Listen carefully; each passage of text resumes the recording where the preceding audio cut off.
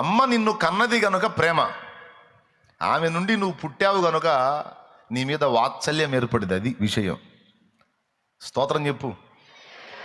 అట్లా ఎందుకు ఉండదులే అన్న. ఇప్పుడు ఏ తల్లిదండ్రి అయినా బిడ్డను కన్న తర్వాత ఆడు పెరిగి పెద్ద ఏదో మనకు ఉపయోగపడతాడన్న ఆశ ఉండకుండా ఊరుకుంటుందిలే అన్న, దాన్ని బట్టే ప్రేమిస్తారు కానీ అనే లాజిక్ నువ్వు మాట్లాడతావా?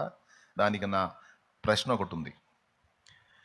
సరే, కాళ్ళు చేతులు బాగున్న కొడుకుని అమ్మ ప్రేమించింది ఎందుకంటే ఆడు పెరిగి పెద్దోడే ఉపయోగపడతాడని. మరి కాళ్ళు చేతులు పని చేయని కొడుకుని చంపేసిద్దమ్మా? ఏమయ్యా, చంపేసిదా? ఆడు జీవితకాలం మంచంలో ఉండేవాడైనా సరే వాడిని కన్నందుకు ఆ ప్రేమను బట్టి వాడికి 1-2 కూడా ఎత్తిపోసి ఆ ఉన్నంత వరకు వాడికి ఊడిగం చేస్తానే ఉంటుంది. అది ఎందును బట్టి? ఈ కాళ్ళు చేతులు చచ్చుబడ్డవాడు లేచి వీడు పనిచేసి నన్ను బతికిస్తాడన్న ఆశతోనా? ఇప్పుడు మీకు అర్థమైద్ది అమ్మ ప్రేమ నిస్వార్థమైనదని.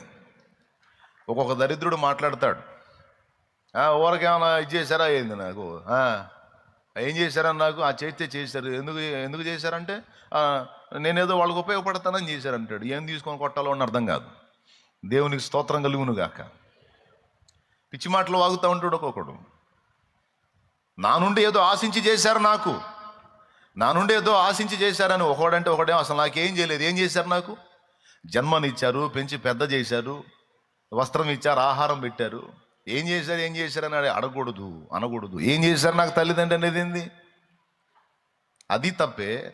నా నుండి స్వార్థముతో, నా నుండి ఏదో ఆశించి నన్ను పెంచి పెద్ద చేశారు అనటం కూడా తప్పే. 2 తప్పే.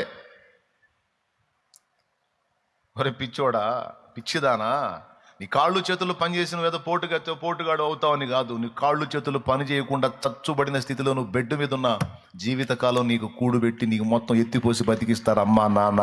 ఎందును బట్టి అంటే నువ్వేదో ఉపయోగపడతావని కాదు, వారి ప్రేమ, కన్న ప్రేమ. అదే ప్రేమతో దిగొచ్చాడండి ఆయన. ఎందుకయ్యా నా మీద ఇంత నీకు ప్రేమ అంటే, అరే కన్నోండిరా నేను, నీకు పనికొచ్చే కొడుకును కాదు, పనికొచ్చే కూతుర్ని కాదు, ఏ మంచి లేదు నా దగ్గర.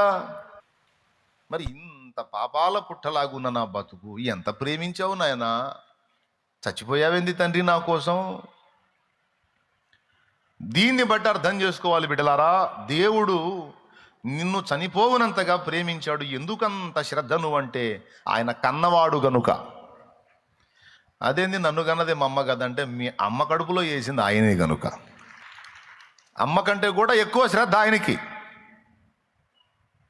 అర్థమైందా? ఇప్పుడు ఎవరన్నా ఫీల్ అవుతారా ఇక నేను సింగిల్ అని? ఎప్పుడు అలా ఫీల్ అవ్వద్దు. ఎందుకంటే ఆయనే చెప్పాడు, యుగ సమాప్తి వరకు సదాకాలము నేను మీతో కూడా ఉన్నాను.